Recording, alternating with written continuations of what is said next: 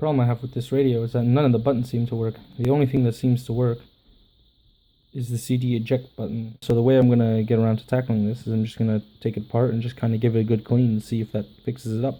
First thing you're going to want to do is, you can see there are 4 screws here, here, here, and here. And let's get all 4 of them off. And once all the screws are out, you can then release it, like so. Now once you have the motherboard exposed, we're going to try to clean all this grot, dust, and stuff that have been picked up on this motherboard.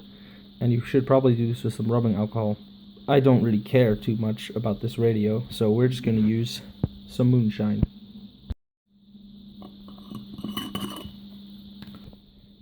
Oh yeah, that's good.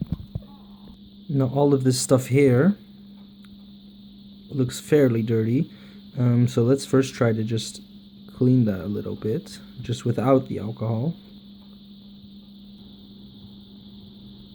I am by no means an electrician, so if any of this doesn't work, well, that sucks. And now let's get some alcohol in there.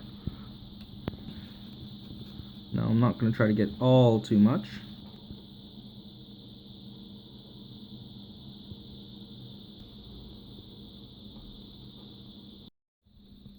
Now once that's nice and dry, let's get the cover and place it back on.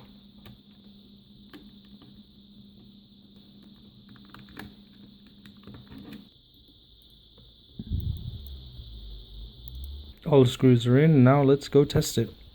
Let's see if she works.